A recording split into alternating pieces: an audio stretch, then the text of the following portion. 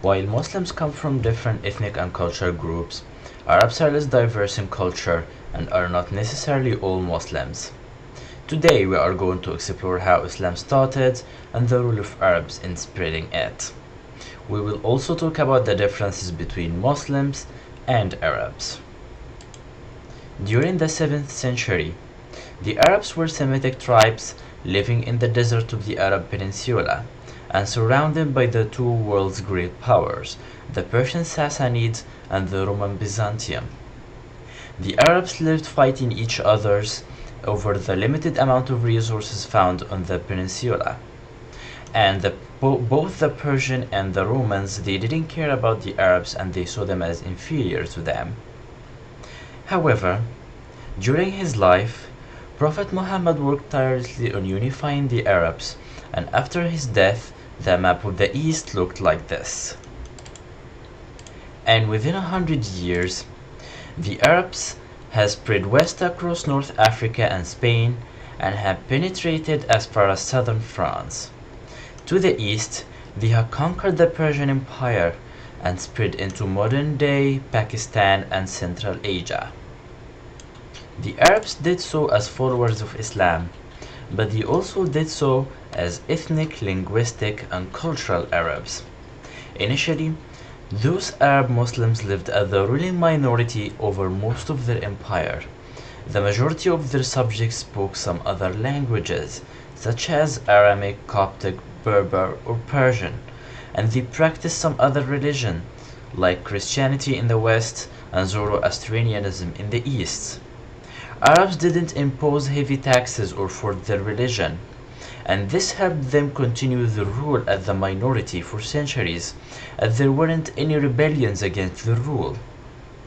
And over time, however, the twin processes of Islamization and Arabization took place, unevenly from location to location.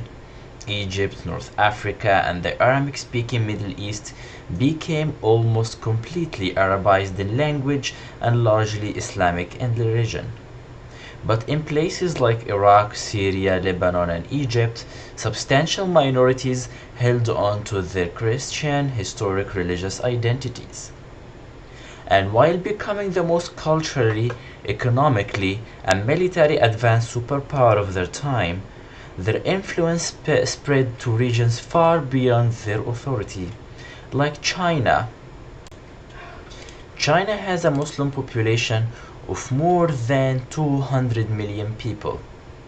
They are Chinese, they speak Chinese, and they don't relate to Arabs or Arabic anything at all. Even in the West, if we look at countries like Russia, you will be surprised to know that around 10% of the population of the entire Russia are Muslims. They are Russian, they speak Russian, and they don't speak Arabic. They don't relate to Arabic anything at all, but they are Muslims. Actually, apart from Russia, all Caspian Sea region are all Muslim majority countries, like Kazakhstan, Turkmenistan, Uzbekistan, Azerbaijan, and of course Iran. They are all Muslim majority countries. Countries like Malaysia, Indonesia, and Bangladesh, and even the Maldives, they are all Muslim majority countries. Even in India, there is a Muslim population of more than 15% of the entire population of the country. The continent of Africa has almost half of its population as Muslims, residing in North, West, and Central Africa.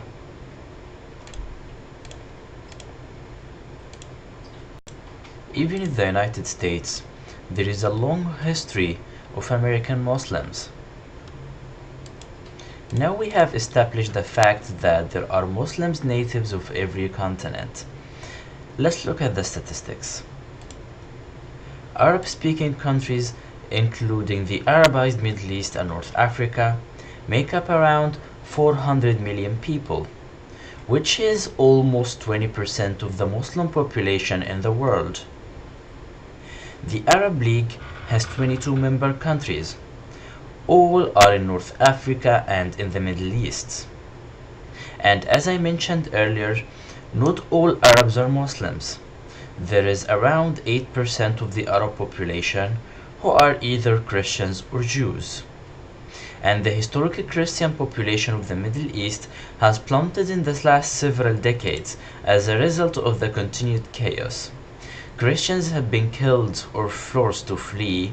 For example, a significant portion of the Palestinian population was historically Christian at the beginning of the 20th century.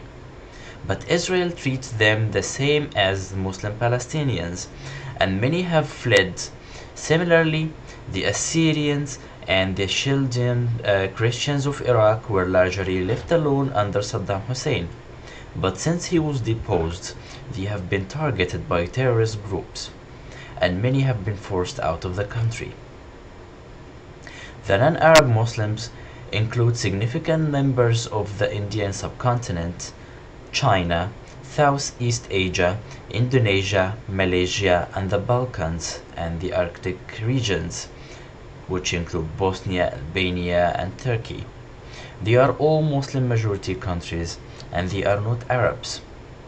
One last thing is that one cannot become really an Arab any more than one can become Caucasian or black. However, becoming Muslim is much more simple. Just follow a specific religion. Thank you so much for watching, and bye bye.